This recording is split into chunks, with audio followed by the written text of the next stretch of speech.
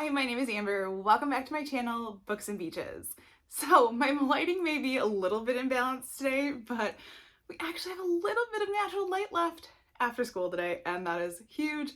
So I'm going to take what I can get, and it is what it is. But we are here to talk about all of the books that I read in the month of January. January was actually a pretty good reading month for me. I got a chance to read 9 books, which is pretty decent. Great way to start off the year.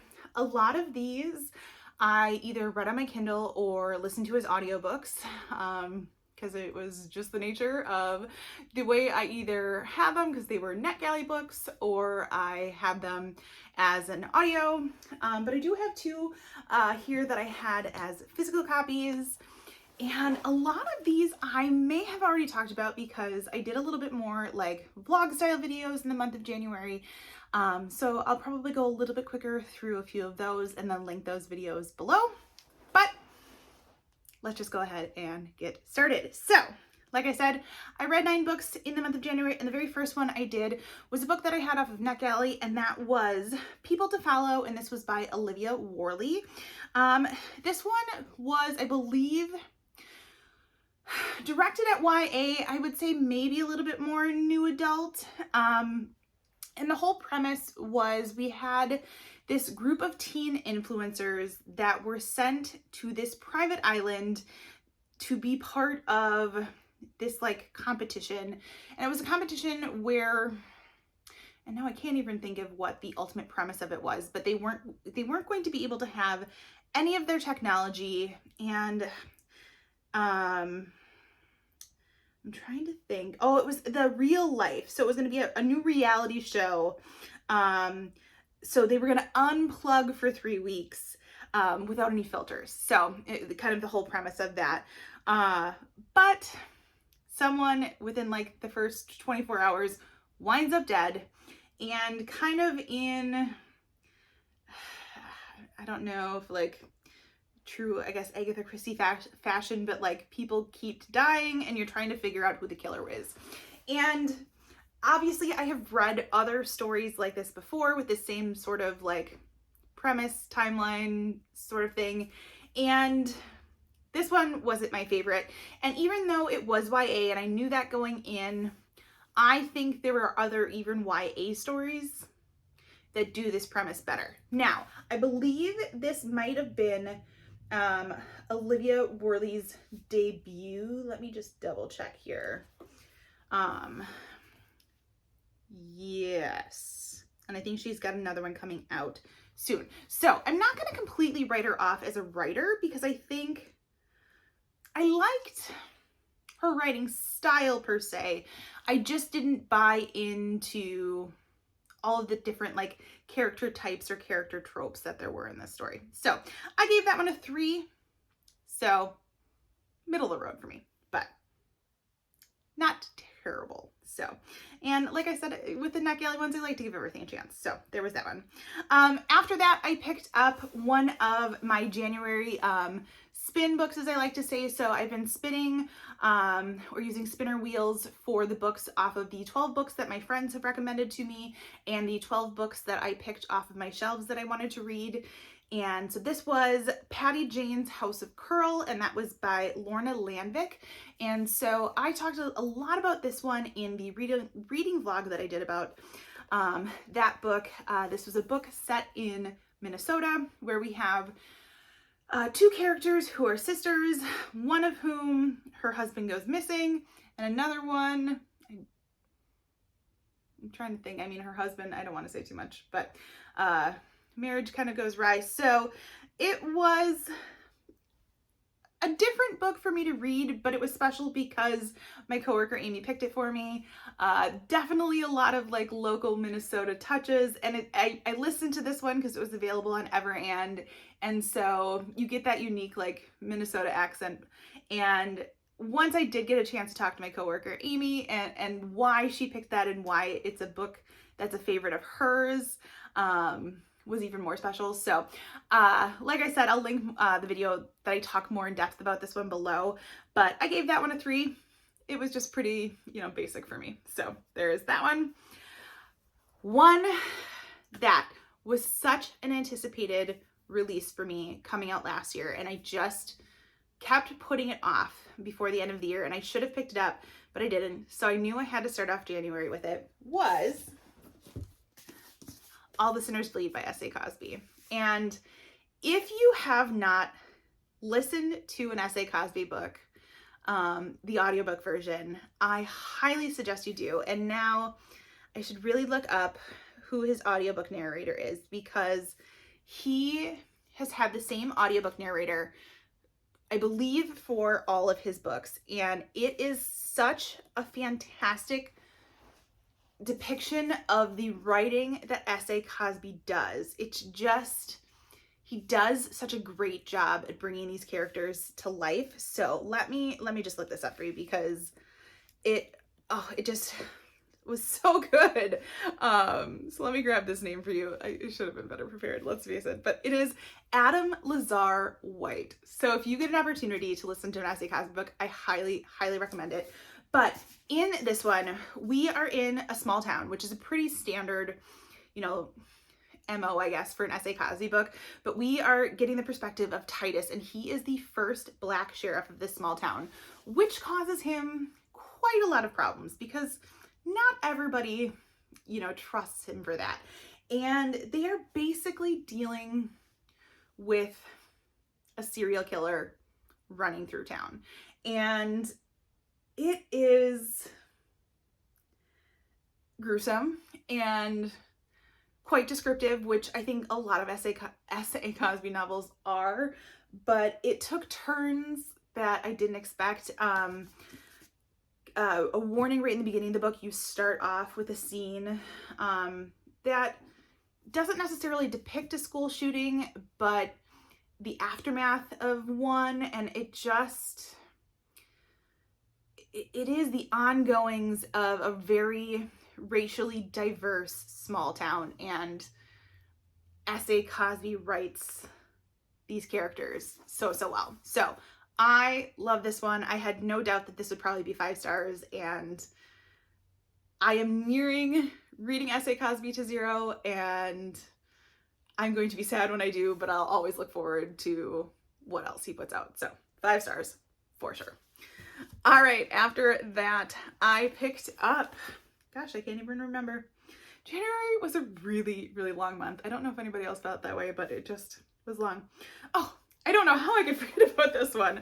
I had this one as an ARC, and this was The Heiress by Rachel Hawkins. Now, I know this book is receiving a lot of different types of reviews, I guess.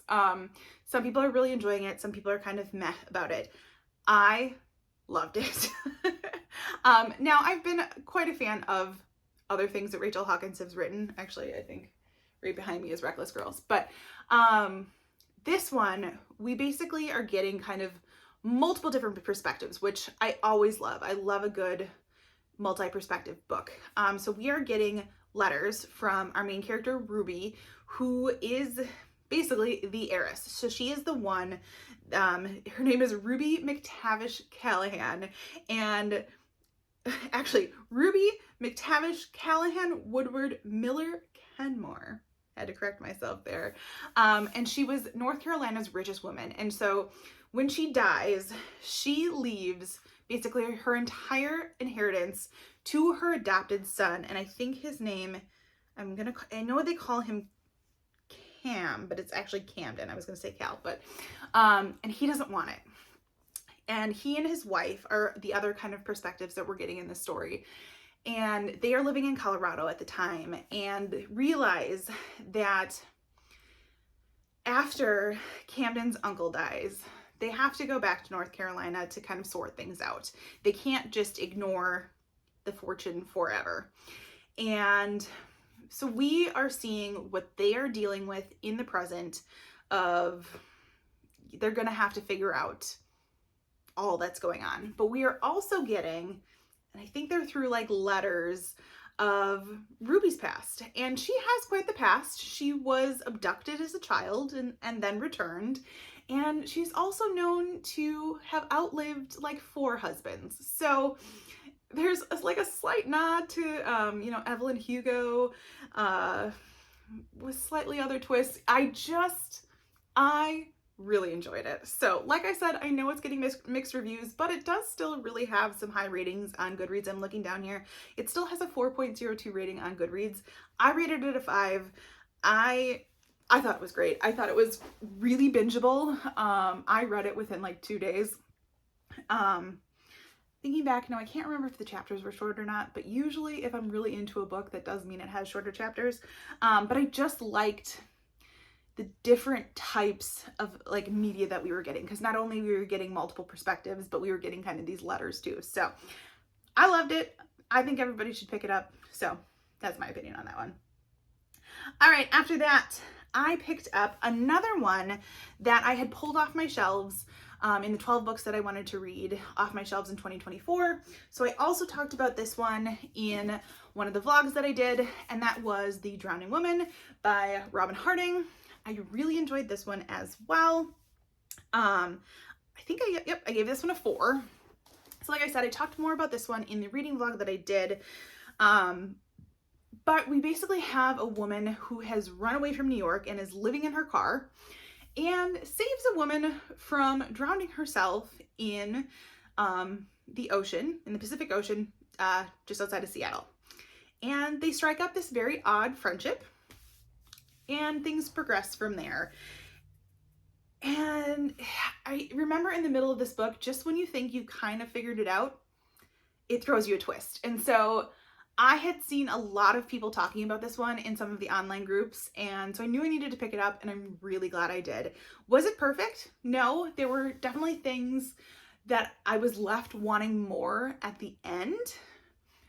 So I'm not going to say more than that, but with some of the twists that we received in here, I thought it was really good. So if you want to know more, check out my reading vlog. Like I said, I'll leave that below. All right. After that, I picked up a nonfiction book that a coworker of mine had given to me quite a long time ago. And I knew I needed to get it back to her because like I said, I had had it for way too long. And this one, I believe, one of her daughters, I think she said it was a book that the entire freshman class had to read one year when she was in college. And this was The Other Westmore, One Name, Two Fates. And this was written by Westmore, who I believe now, I don't remember if he is the governor of Maryland. Okay. Now, whether or not that is current, I'm not quite sure, but because this book was published in 2010. So, but it's so interesting because he writes this book. His name is obviously Westmore, and he grew up in, let me just double check this. He grew up in, I don't want to get this wrong because I want to say it's Philadelphia, but I could be wrong.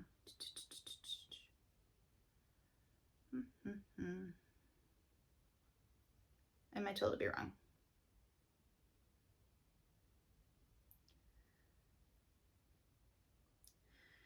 I can't specifically remember, but they grew up in very similar areas, and both of these boys were Black boys named Westmore, growing up in very similar areas, living two very different lives. And they kind of take two different paths in life, and it talks about kind of the opportunities that you're given and the placements that you're in and how those can affect the person that you become. So this Westmore kind of was leading himself down the wrong path. Now, he had an opportunity to go to private school, but he wasn't doing so hot there. He was kind of the class clown and you know, getting himself in trouble, and getting himself kicked out. And finally his parents, his mom and his grandparents, sent him to military school.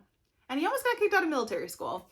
But eventually military school turned him around. He got all of these opportunities and turned him into the person he is today. He was the governor of Maryland, where the other Westmore got, you know, looped into drugs and selling drugs, and then got kind of turned right and then got suckered back into drugs. And and went through a lot of other things in his life. And so it kind of just talks about how, like I said, how different paths in life can affect you.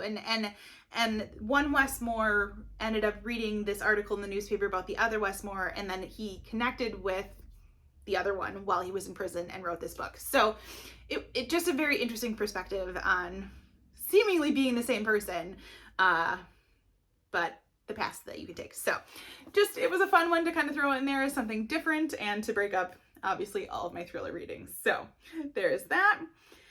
After that, I had to throw in a good old Freida McFadden, because who doesn't love reading a good Freida McFadden? And I read The Coworker.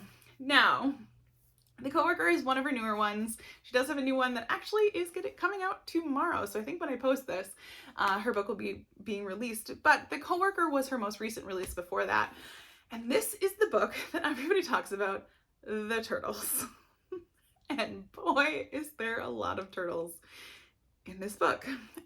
This one, we basically have a kind of a multi-perspective story of two women, an office that is full of secrets, and a crime that nobody can take back. And it even says in here, Dawn Schiff is strange. And from coming from somebody that works in education, I kept wondering of the possibility of Dawn Schiff being neurodivergent. And it is never directly said in the book whether she is or not, but it's highly likely that she possibly is. But there's this whole piece where all of a sudden Dawn goes missing, and it's looking like her coworker, which her coworker is Natalie. It's looking like Natalie has committed this crime against Dawn. And we're kind of going back and forth between Natalie's perspective, trying to figure out what's happened to Dawn. And then we get these emails that Dawn has written to a friend of hers from the past timeline of what's going on. And there were parts that I really enjoyed, and then parts that I was like, what? And so in true Freida fashion, there were twists that were really good and things that I did not expect. But in comparison to how I felt about other Freida McFadden books, this one just didn't hold up for me. So I don't want to say too much else, but I gave this one a 3 because out of all the Freida that I've read, it just wasn't my favorite. So I will leave that at that. So, and then I picked up another book that I had off of NetGalley, and this one, let me tell you what it was first. It was Main Character Energy, and this is by Jamie Varon. This one, we have a main character who is really trying to be a writer, and her name is Poppy, which first of all kind of drove me nuts throughout the whole book, but anyways,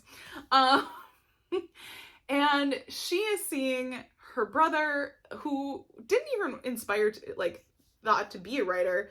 All of a sudden he gets to be like famous and he gets a book deal, and so she's super jealous of that. Her mother is really hard on her, and her mother has a very estranged relationship with her sister, and it turns out Poppy ends up getting a relationship with her aunt, and her aunt lives in France and visits Poppy once a year, and so they have like kind of the secret relationship going on. And Poppy is a plus size woman, and that is the one thing I'm going to say about this book.